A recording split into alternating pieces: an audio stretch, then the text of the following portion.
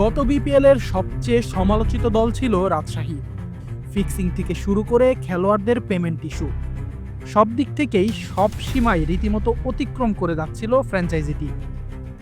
এবার ফ্র্যাঞ্চাইজি বদলে রাজশাহী ওয়ারিয়র্স হওয়ার পর রীতিমতো চ্যাম্পিয়ন ফাইট দেবার মতো দল গড়েছে তারা। নিলামের আগেই নাজমুল হোসেন শান্ত আর তানজিদ তামিমকে ডিরেক্ট সাইনিংয়ে দলে ভিড়িয়ে শক্তিশালী দল গড়ার আভাসই দিয়েছিল রাজশাহী ওয়ারিয়র্স।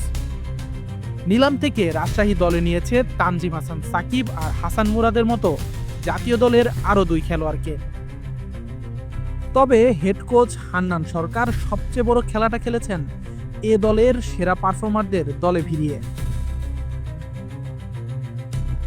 সবশেষ রাইজিং স্টার্স এশিয়া কাপের দুই বড় চমক আব্দুল গাফফার সাকলাইন আর রিপন মণ্ডলকে দলে টেনে অনেকটা এগিয়ে গেছে উত্তরবঙ্গের প্রতিনিধিরা। টি-20তে দেশের দুই তরুণ প্রতিভাবান পেস বোলারকে দলে টেনে শক্তি অনেকটাই বাড়িয়ে নিয়েছে তারা।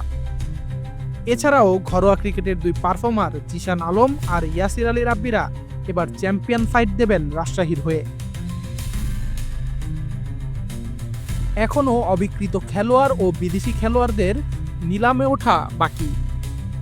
সেখানেও কিছুটা বুদ্ধিমত্তার পরিচয় দিতে পারলে সত্যি সত্যি আসরের অন্যতম ফেভারিট হয়েই মাঠে নামবে নাজমুল হোসেন শান্তর দল। আশিকুর রহমান শান্ত, ডি স্পোর্টস।